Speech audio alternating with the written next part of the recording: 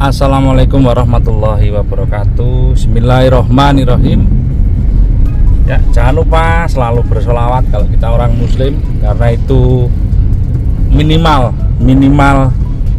ben gak apes uripmu ya, ben beruntung. Nah gitu loh. Banyak sekali kalau kalian tanya manfaat dan apa-apanya, nah cuma kata-katanya cuma sedikit. Shallallahu ala Sayyidina Muhammad. Pokoknya macem-macem lah bentuk selawat, yang panjang yang pendek apa saisomu, yang penting isek gelem, sebisamu yang penting masih mau, timbang blas. Nah gitu lah ya. Oke,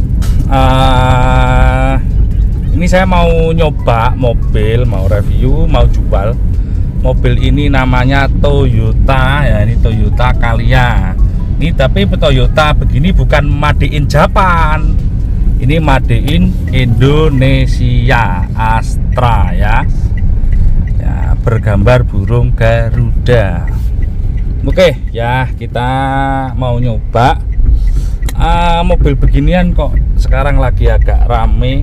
Saya ini nyoba mobil ini terus terang belum pernah jarak jauh, hanya beberapa kali aja. Impresi berkendara lumayan ya, impresi berkendara lumayan. Kaki-kaki ya mungkin karena mobil ini masih baru ya lumayan lah, itu. Tapi kalau dari sisi safety, saya terus terang naik mobil beginian agak mir-mir. Mau jalan 100 plus gitu saya takut ya. Betul ini sudah ada airbag, tapi kok kayaknya plat-platnya tipis gitu ya. Untuk ergonomis oke, pandangan depan juga lumayan luas, pandangan samping juga lumayan luas.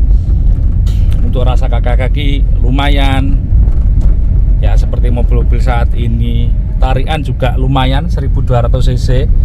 Untuk tanjakan sebetulnya kalau kita nggak muatan berat juga bisa, walaupun nggak iso hebat tapi bisa.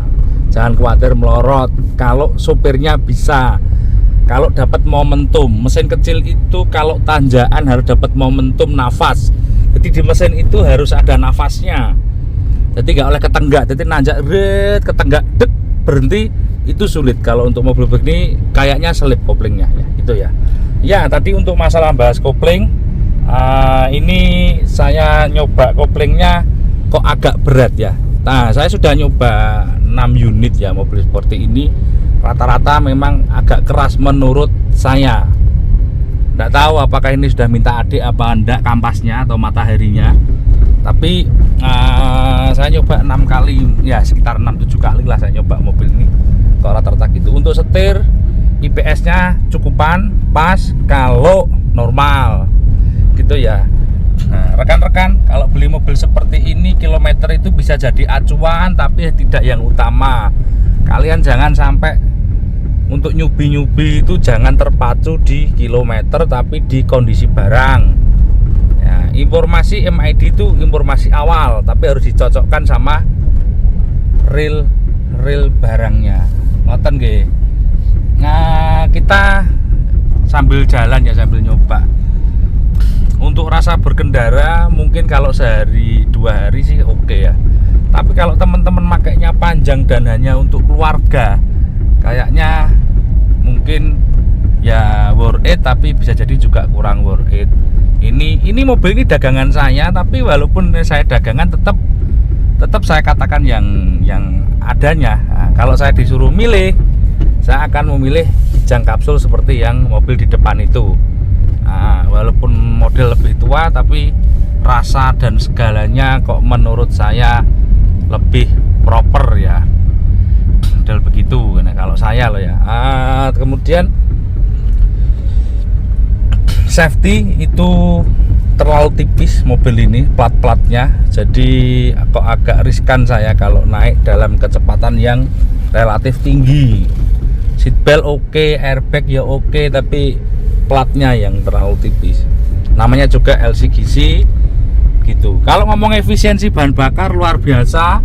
Mobil ini katanya bisa menampung 7 orang. Nah, kalau rekan-rekan yang tidak mengerti banget tentang teknik, mungkin kursinya kalau ada 3 baris begitu ya bisa 7 orang. Tapi harus diukur orangnya besarnya seperti apa. Kalau orang sesaya gini ya repot juga, tinggi 171 dengan seperti ini kayaknya merepotkan kalau harus duduk di paling belakang. Kaki-kaki apa ya, rasa berkendara begitu-begitu aja. Untuk fun to drive ya enggak begitu asik. Untuk kecepatan tinggi juga nggak begitu asik, untuk kecepatan rendah juga nggak begitu asik. Saya nyoba jalan di sekitar 20 sampai 40 kpj ini dengan perselang gigi 2 itu mobil rasanya kayak gini-gini loh. Ini yang 1200 cc ya teman-teman ya. Ada yang 1000 cc. Yang 1000 cc lebih kurang worth it lagi menurut saya. Ini masih cukupan lah. Lah teman-teman kalau mau beli mobil begini untuk apa ya? Untuk kalian kalau mau usaha, kalau kamu mau jadi driver online itu saya kira worth it kalau maunya di situ. Tapi kalau untuk keluarga mungkin bisa dipertimbangkan. Kalau keluarnya one day every day kamu keluar itu worth it ya, keluar every day karena mobil ini kilometernya bisa bensinnya bisa 1 liternya di atas 14 untuk di average-nya ya, bisa 1 liter 14 plus. Jadi cukup sangat irit, tapi ya tadi itu untuk kerja, untuk mungkin rekan-rekan driver online, nah itu worth it. Tapi kalau untuk hanya dipakai keluarga, keluarnya seminggu sekali, seminggu 2 kali, bahkan sebulan sekali untuk jarak jauh, saya kira juga kurang begitu worth it ya. Coba kita review lebih detail lagi. Kita tak turun dulu. Nah, ini yang asik model handrem begini. Kalau AC ya dingin, kompresornya ringan karena dia sudah pakai sistem rotari ya. Kita buka dulu. Nah, ini kita matikan.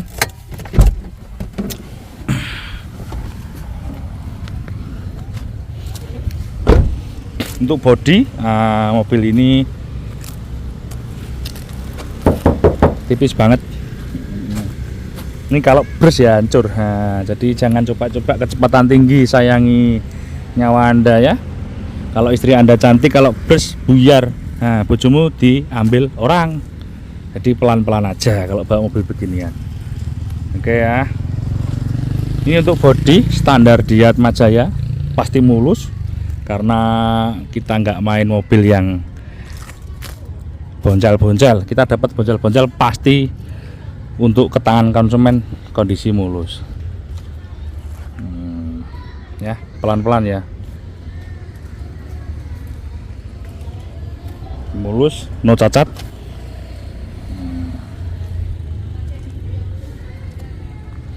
Mulus bingit.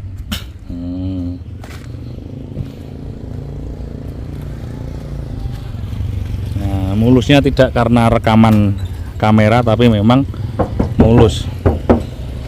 Tahun 2017. Nah, untuk harga 112 juta. Boleh nego, tipenya G. Untuk platnya F Bogor, bulan 11. Bulan ini 2023 waktunya bayar, pajaknya PKB-nya 1.900.000 sekian, anggap saja 2 jutaan lah ya. Nah, untuk platnya hingga 2027, tahunnya 2017. Untuk kondisi ban 70% average. Untuk interior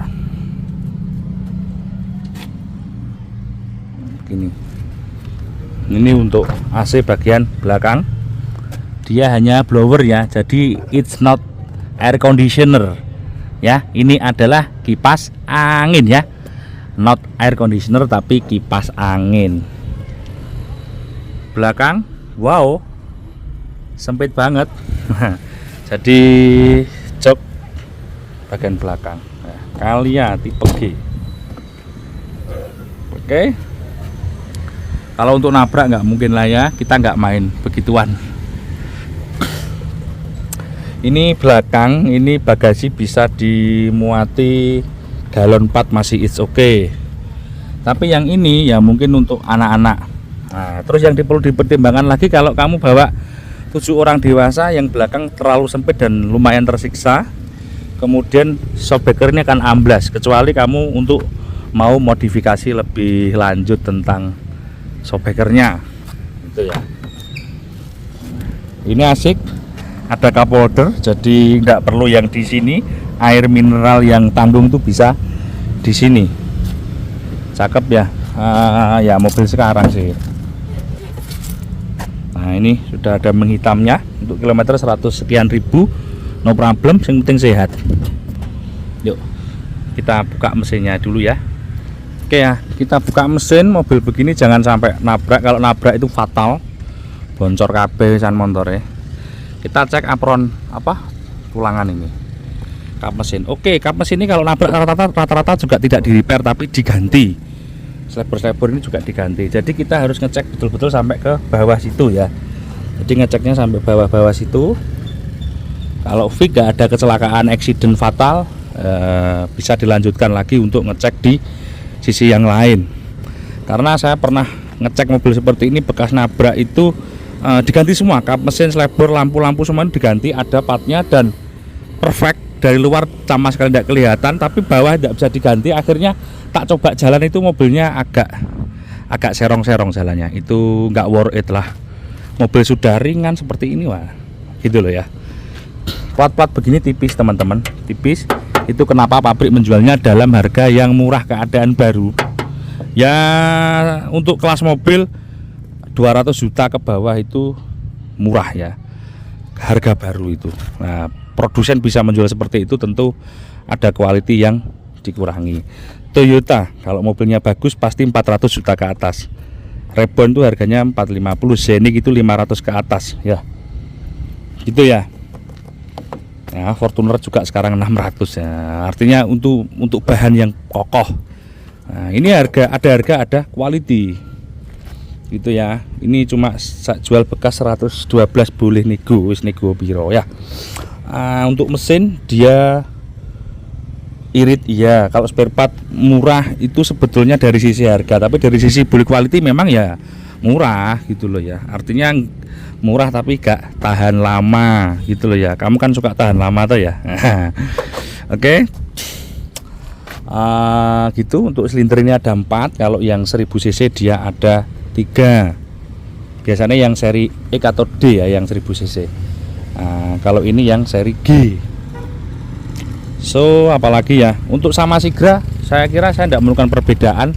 Bisa dikatakan saudara kembar, satu ayah satu ibu ya, mungkin loh ya. Sekarang spare part saya kira tadi ya, kalau bilang sulit bisa ya bisa tidak. Kenapa?